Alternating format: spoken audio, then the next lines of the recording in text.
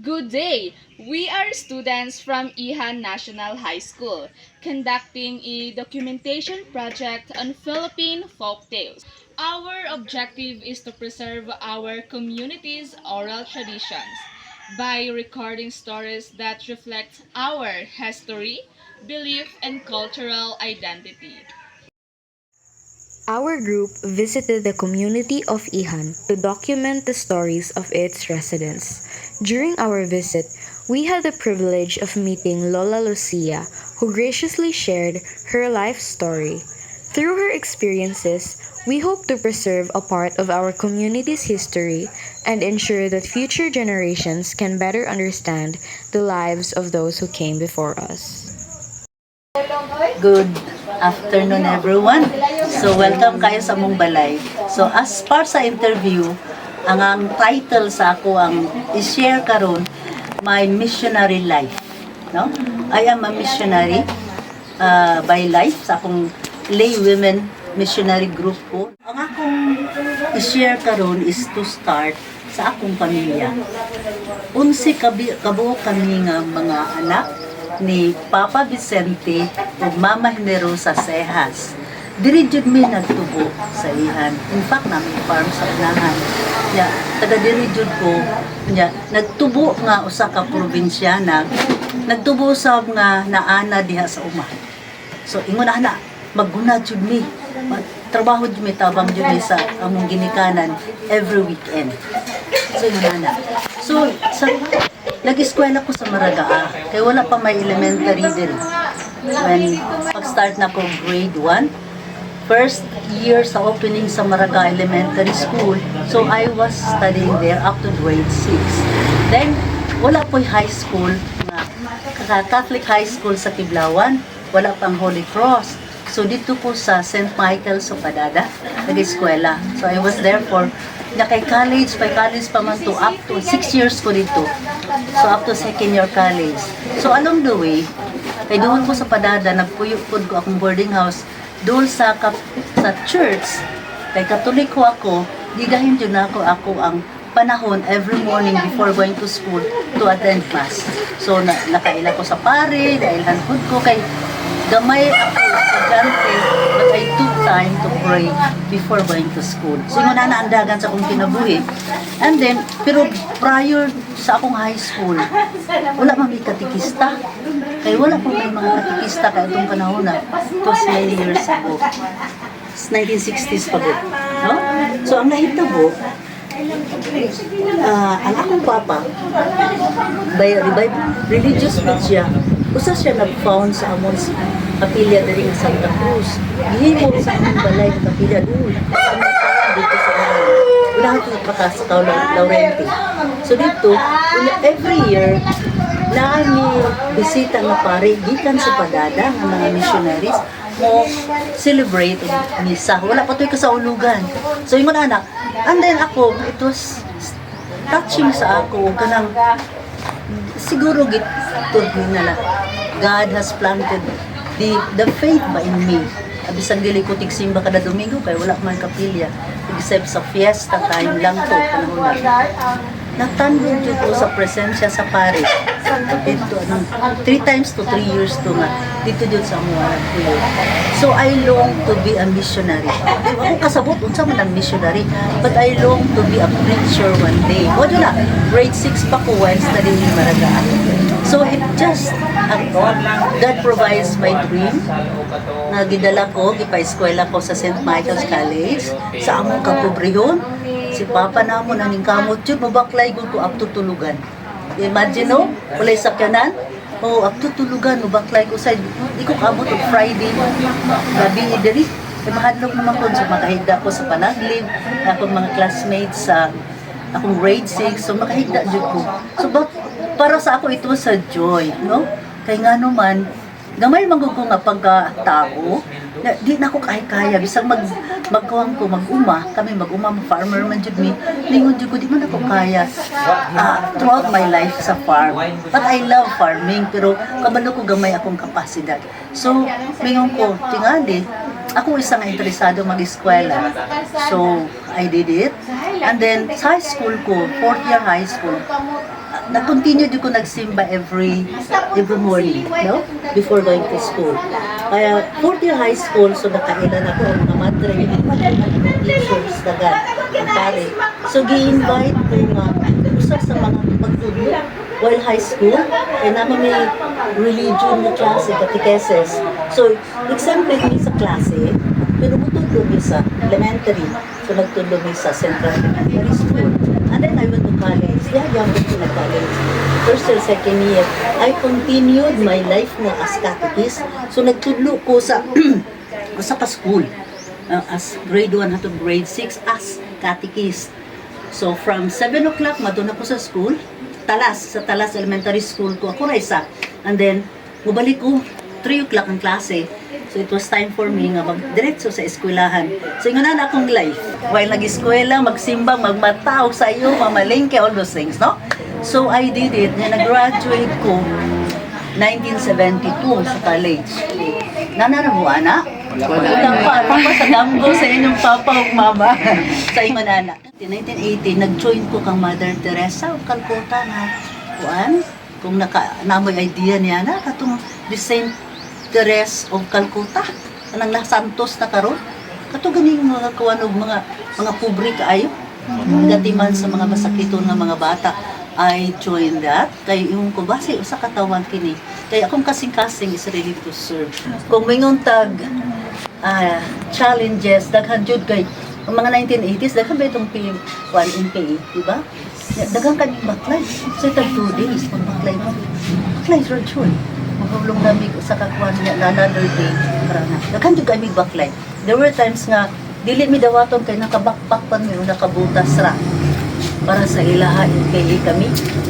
No ingon nana. So pero wala pun mi nahadlok. Nga nakoy time jud nga ginatuktok ang balay nga among gipuy-an alas 12 sa gabi.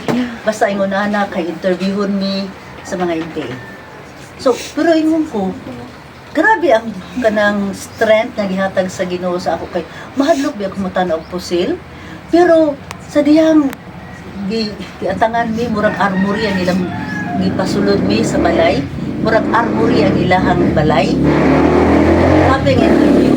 Grabe ang interview na siyempre ako napunto ang kuan na dito ban sa among mga kanang volunteer catechist na grabe ang interview. Pwede ko nahadlok. Ko grabe ang kon sa strength sa Ginoo. Hangtod gani nga sa Santa Maria pamangko nga parokya ato pero sa bukid na. Gipatawag ko sa mayor. Gi-interview ko for almost 3 hours. Kay nagtuman sila nga MPA ko. Kay mas paano ko kayo mo ato bukid? Walay mga kauban gani nga mga siyempre kami man mga pare sa madre. I-interview ko. Kanya mingon siya gusto ka nga na ay police or tanod or kafgo pa man to, kafgo mo ba di mo ba? Ako mauban do sa Riwan Radio ni Mayor, anak. Kung ato ko bukid, hunahuna po nila sa bukid mga NPA, kapart po sa murag espiya ba sa ubos, sa mga pulis, sa gobyerno. Kay mo to lang nga walay kahadlok. So mao na ang mga challenges namo. Dapat sa diha og hapit jud mi na pusilan pero because tanan paagi ra sa Ginoo no. I was thinking kay kung retire na ko gusto na ko mapahulay. So pero nahitabo nga pag abot na ko diri usay no ang atong kasing-kasing calls for doing something jud no kay ko gusto na ko mapahulay kay 60 na ko. Dili man makita ba kay looking at the surroundings sa mga grupo or magnaba joy kanang the heart to help, the heart to kanang urge ba to really participate sa mga kaliyukan nga kadilingbanon. So nagkatikista ko sa high school diha. Nag-organize me og recollection every day. Usa ka section first year na ako 2012. Usa ka section usa ka adlaw. Nag-isirad-an na mo ang gym. Mambaro pa to. Okay kayo. And then another section pagka next day. Pero whole day yun sila. So, pagkawa na nag-involve ako sa uban sa kapilya. Nag-involve ako og kanang CSO, mga POs, People's Organization. Up to this time, ako ang in charge o chairman sa Birwasay sa patubig na mo diri. Nga, dapat dili ako pero nahimo jud, nahimo nga di ko kahibalo. Kaya wala na may mudawat sa pagka-president. And then 300 plus ang among members. And then sa Ihan Farmers Association, ako po, karon kay tigulang na magod ang among charge so ako na. So kana sa kapilya ongoing ang among paghimo sa kabung kapilya kanang doyo sa elementary kapiluan Santo Rosario. Ya, dapit sa tibok suna kung gisunify maguning pagmurabag ang paagi sa parokya sa Katoliko. Ang among suna consists of 8 na mga kapilya. So, up to Kinlawis. So, naapod ko, apil po ko ni Ana. And I was the coordinator for many years. Pero may kuan ako karon for 2 years nga ko ihatag sa uban. So, kining tanan, maingon ko nga, ang life journey is also an obligation doing it in love. Kana bang kanang akong journey karon mabisi man og dili baka kita jud ko nga naitawag tungod sa gugma. Walay lain nya ako first and foremost malipay po ko kay dili ba ako minyo. Kaming upat dili minyo nga managsuon amo anang balay. Kaming katong nag-agi-agi diri pat kami nga dili minyo. Unya nagpuyo jud mi together. Nami duha ka kaulo nga bata ang isa nag-eskwela. So, ang uban, nasa college, pero nagka-connect paghihapon niya. Uban to as abroad, katong ipa-eskwela na mo din. Ako nga, God has called us for many reasons. No? Ako mga igsuon, supportado pagkayo, and then, life is really a gift to be shared. Para kaninyo, nga bago pa mo, mga batanon pa, dagan pa kayo ang mga gift nga kanang inyong dawaton ug inyo sa mga ipaambit sa uban. Para sa ako, this is life and this is joy and this is a life of faith and love. Period. Amen. O karon, sige, unay pangutana. Nung wala man ka nagminyo man. Okay, a very good question. Sabi mo, sa kasagaran sa mga tawhanong panghuna-huna, mura ba gusto ta nga na companion in life? Which is very true, no? So, usahay, gusto ko magbinyo kay gusto ko mag-build pamilya. And then, napog ko'y mga anak nga, kung masakit ko, nay mo gunit na ako, nay mo alagad na ako. Sa ako, wala ko, bisan mao na ang daghang panghuna-huna, dili ka na challenge na ako. Nga wala ko'y bana, wala ko'y mga anak. Ang tungod kay nag-enjoy ko sa akong kinabuhi, sa pagkakaroon, sukad pa sa kaniadto. Unya, masaligon magud kami, bisan kaming upat. Ang Ginoo gani nagatiman man gani sa mga langgam.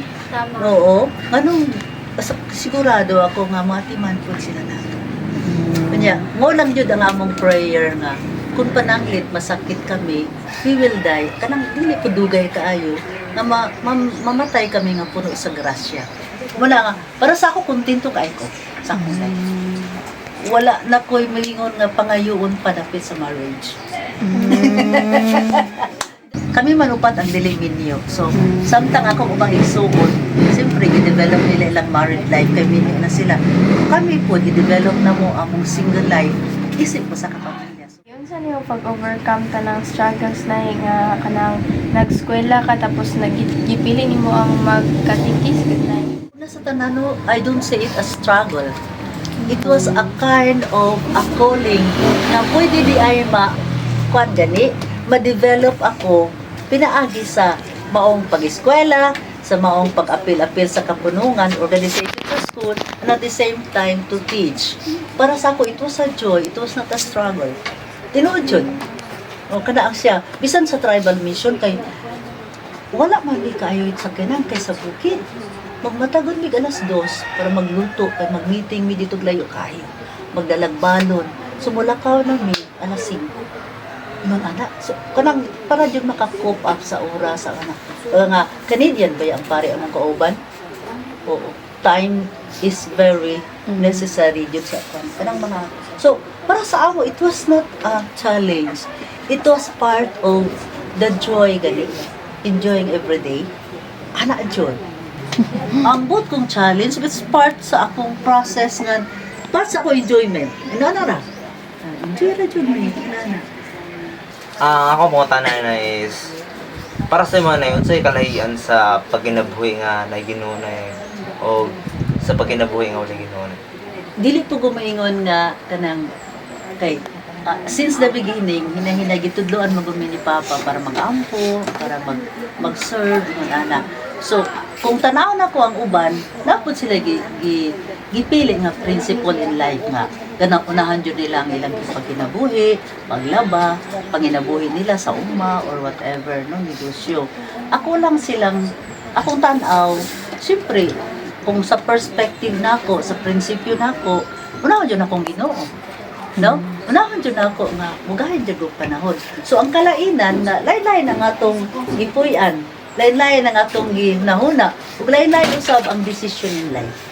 So para sa ako, mayon jud ko nga ako aning gipuy-an, ako ning gipili.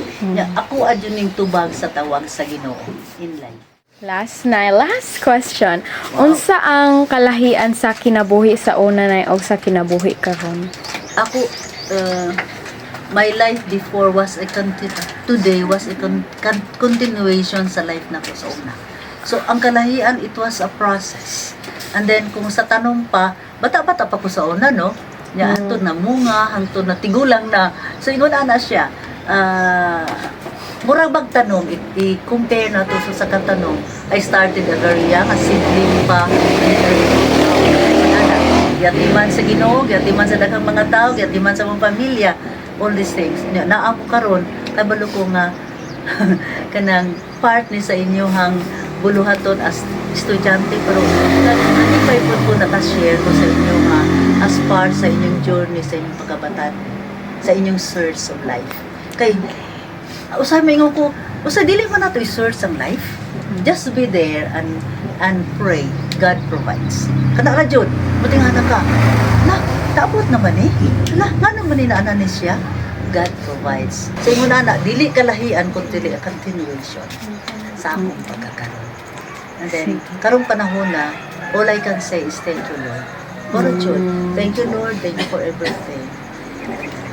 Pero mag-snacks ta. Ayaw mo kang pag-serve kong snacks sa inyo kay mga buutan mo kaayo. Ay, okay. Ano naman? Ito nagdali mo or just stay for us? Wala man dali. Birthday na ko ugma. Nay, actually, Nay, naapod mi hatag nimo as a thank you na lang sad sa imong. Gamay ra siya nga butang, Nay, pero unta ma-appreciate Birthday na ako. Sige. As ako, Dali kitang tanan. Sige, go. Dali. Para thank you ko sa inyo. Lord, thank you very much sa gasa sa kinabuhi. As a token of our gratitude, we presented Lola Lucia with a small gift. She warmly accepted it, offered a heartfelt prayer for us, and even shared snacks with our group. Before we departed, she mentioned that she would be celebrating her 75th birthday the following day. Her kindness, generosity, and warm hospitality made our visit truly memorable, and we are deeply thankful for the opportunity to have learned from her. Happy birthday to you. Happy birthday to you. Happy birthday, happy birthday, happy birthday to you. After our interview with Lola Lucia, we left with a deep sense of gratitude and appreciation. Listening to someone with decades of life experience share her journey reminded us of the wisdom that can only be gained through time.